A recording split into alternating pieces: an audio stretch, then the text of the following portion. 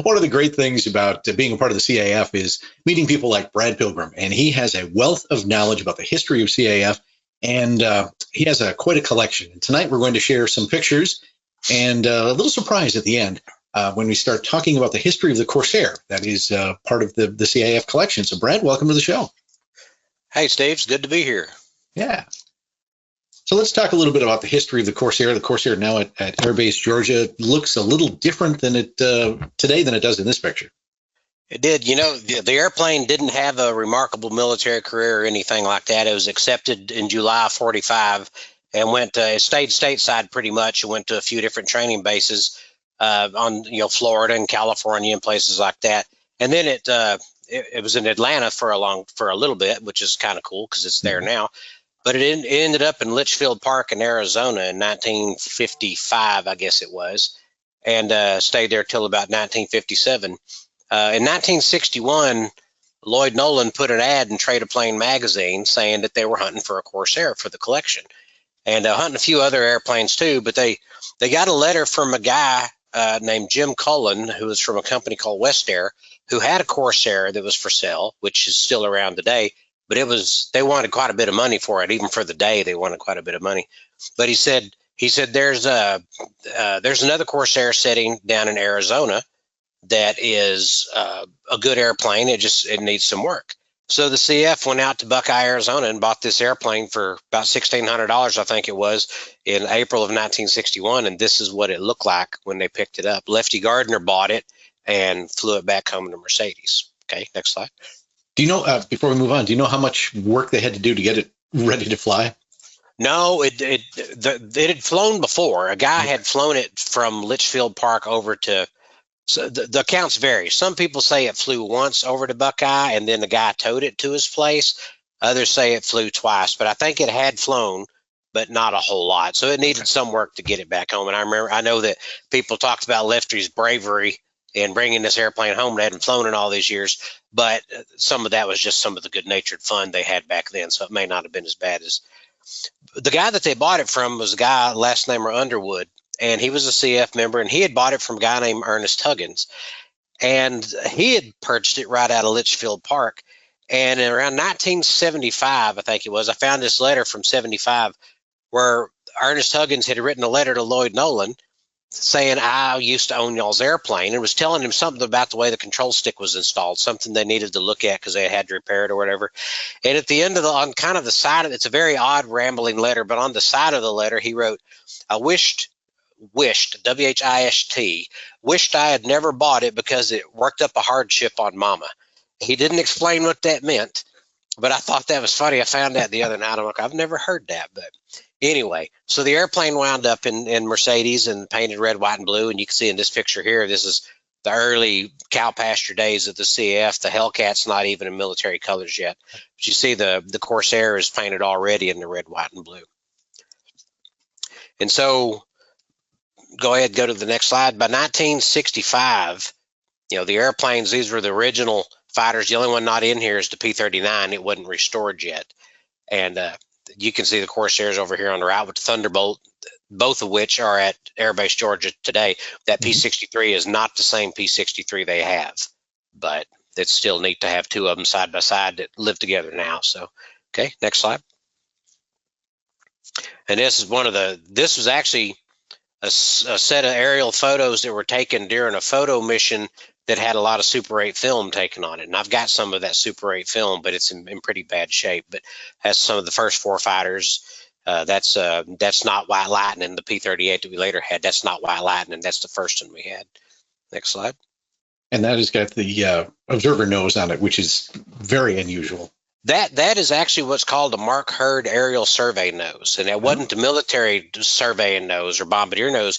It was one for aerial surveying. And there was a couple of them that they pressurized the cockpit in the nose so that they could fly at high altitude. And they're very ugly when they're pressurized. It's a very ugly airplane with a pressurized cockpit. It was all civilian experimental stuff, but kind of a neat part of the airplane. But okay. Definitely. So this is in Harlingen when they first moved there. By 1965, there was 5 sponsors of the airplane from Lefty, who would have been the original sponsor, and they quickly parceled it out. And by this point, it started out at $1,600. By 1965, the investment, a quarter or a fifth of a share, was $2,800 at this point. So the airplane's value is already increasing because they'd put a lot of work into it. And starting in 65, they started trying to get LTV, which had been Vought aircraft. They tried to get LTV to help them with the airplane, and they never really got much interest out of it. There was a letter where they said, where LTV wrote them back and said, we don't have any more Corsair parts. We don't keep any Corsair parts. The French just retired their last Dash 7, and we didn't have many parts for that. Most of those were bought by other vendors. So at that point, LTV really wasn't much help, but they were happy to tell them that the new A7 Corsair that had just started test flying was named after the Corsair, and that was their proud point, but they weren't going to give the CF any money. Fortunately, they did later. So next slide. This I thought was just a cool picture of a color slide. That's of the Corsair and the Wildcat. And that's not off that same photo mission. It was a different one, but there's also color film of this too, of the Super 8 film. Next slide. And that I just included because I think that's really cool. You don't see this nowadays where the CF gets to do these kind of things like they used to do. I'm pretty sure that's Harry Suzanne from Midland, who was flying the airplane then. Harry was a longtime Corsair pilot for the CF, and he did really good air show routine in it. And I'm pretty sure that's one of his slides, but I'm not certain. And that I know is Harry because he gave me that picture. So that doesn't look like Midland underneath there. I'm not sure exactly where that was taken. A little too green. And then in 1971, they decided to repaint the airplane into its first military colors. If you remember, Transfo 72 came up in June or July of 1972, and the CF wanted most of the airplanes in military colors. And so you can see there, $3,400 to repaint this, strip and repaint this entire airplane. I can tell you, having just recently had a Corsair painted for another museum, it's many times over that right now. By this time, it was Don McKinley and Walter Estridge. They were the 2 sponsors of the airplane. And if you go to the next slide, you'll see what they painted it into. This is what a lot of people remember the CF's Corsair being. And the thing is, it didn't actually fly in this scheme long, but the 883 was a throwback to Pappy Boyington. There was a set of publicity photos in World War II of Boyington sitting in a Corsair with the number 883. That was not actually his airplane. And as I understood it, he probably never flew that airplane. They just used it because it was there on the flight line for photography. But because his name was his picture was by the art, then it just became Boyington's airplane. So that's the reason these pictures were chose. And it went to Transfo 72. This is where this is right here. This is sitting there. And you see the sponsor logo on the front end where they got help to get the airplane up there with the fuel and everything like that. Okay, and the next slide is where things changed for this airplane. In July 6th of 1974, Don McGinley ran out of gas in Olathe, Kansas. Olathe Naval Air Station during World War II had been a Navy training base, and the farmer who got to the airplane first had apparently had Corsairs crash in his field before, because he got up and he stood there in his overalls. They said he just scratched his head and said, I never thought I'd see another one of these in my field. So I don't know how many had crashed there, but this was in 1971 and 1974. And from there, the fortunes of the plane kind of went down. It spent the next several years being restored, most of it up there in Fort Worth. And it was kind of the early days of the DFW wing. A lot of those guys that formed the DFW wing were the ones working on the airplane. And if you go to the next slide, it took until 1979, I guess, when LTV, which is Vought, a man named John Conrad, who is the director of flight operations and their chief test pilot, the test pilot on the F-8 Crusader, him and Paul Thayer and a couple of others got LTV to sponsor the airplane, and they took it over to Grand Prairie and they got it going and everything like that. And in 1980 is when it actually got approved by the CF, but the work was already underway. And they put it in these markings here, which are off the USS Essex, and they're just generic markings. The number didn't mean anything. It wasn't a specific airplane, just a generic one. And it flew again in March of 1981. And that was one of the very original photos. I remember this picture made it into an 8x10 picture that LTV sent out. If you wrote a letter and say, hey, I saw y'all's Corsair, Paul Thayer and John Conrad would autograph this picture and would send it to you in better focus than this one. But I've still got that picture somewhere that they autographed when I was a kid.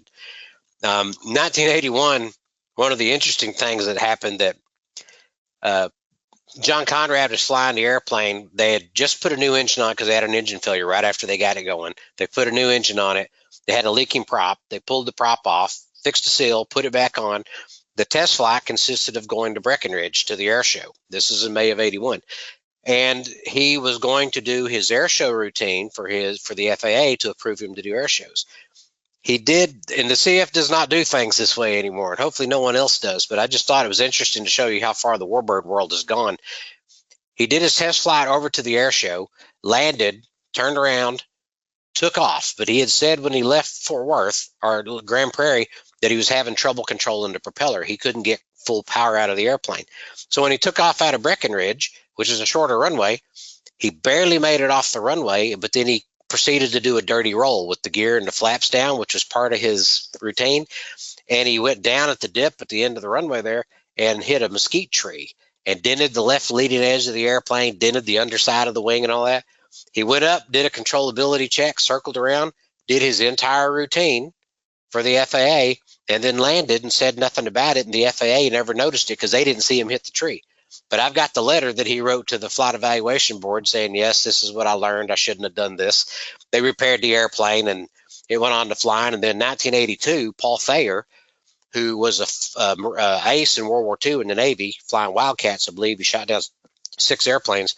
Paul Thayer was the chairman of the board and the CEO of LTV. And he was doing a test flight on the airplane and lost the engine and belly landed it out in the pasture and got out, walked away. What happened was the oil cooler, a fitting broke off the oil cooler and the hose slipped off and it just pumped all the oil out. Paul Thayer, who did a lot and spent a lot of money from LTV to get this plane flying, in 1984, he was appointed Deputy Secretary of Defense by Ronald Reagan. And then exactly a year later, he got convicted of insider trading and went to prison for 4 years. And that brought about the end of that illustrious career, unfortunately. The airplane had a couple of ground accidents, was belly landed a few more times over the years and repaired and continued to fly in reasonable shape, but kind of needed a lot of work. It finally got all that work and it wound up with the Dixie Wing, or the Dixie Wing at the time. Then it became Air Base Georgia. In April of 01, they painted in these colors that you have here, which is VMF 312, and that's the markings of Merit Chance. And I believe in 2012 is when it was officially went from a sponsor group to the Air Base Georgia guys. And it was repainted again in these same colors in 2023 by Delta. And that's the way it is today. And they still fly it out there. And there's quite a few people who fly it. There's some well-known CF people that have flown it in the past. And it's interesting to me that we have owned this Corsair for 64 years. And that really, when you think how long the CF's been around, that's a long time. But to own this airplane for 64 years and still be flying it all this time, I mean, it's had some periods of inactivity and it's had some accidents. But as far as I can tell, it's the longest civilian ownership of a Corsair.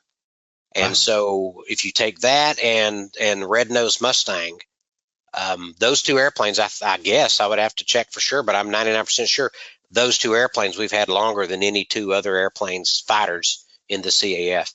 So I think that's pretty cool that after 64 years, we're still flying that same airplane under the same banner of the CAF. Yeah. And they're both at Air Base Georgia. And they're both at Air Base Georgia, parked next to each other. And I think that's really cool. And Air Base Georgia does a really, really, really nice job with that airplane, and the pilots do a great job demonstrating what the airplane is capable of. They're real good about not demonstrating what they are capable of. They demonstrate what the airplane is capable of, and that's what's really important in this. Definitely. And we're going to pick up the story of the Corsair with Philip Beagle from Air Base Georgia in just a moment. But in typical Brad fashion, while looking for something else, and you alluded to this earlier, you found some actual 8mm film clips of the Corsair flying, two different clips. What are the years, 63 and 63 and 61, I think it was. I can't remember now, but I know that one is 63, and it was a couple of splices of an air show, of the air show in Harlingen. And I kind of shortened them to where it was all just the Corsair. But in the middle of that footage is Diamond Lil still in the Mexican colors, Texas Raiders, a bunch of other airplanes, some of which we don't even own anymore. Not all of them are ours, just a bunch of really cool warbirds. I found that. I think I bought it on eBay, maybe. I don't remember, but I went through it after having the frames were all melted together, and I pieced it all together one piece at a time, and about a 15-minute film turned into about 5 minutes, I think. But it's some really good footage of the Corsair taking off and all that. I was surprised to find that. That makes me glad that I keep acquiring this junk with a Q, this very valuable trash that I have sitting around, because somebody else is going to throw that away, and I got lucky and found it. There you go. And we're going to share it with the audience right now. Let's take a look at some vintage film of CAF's Corsair.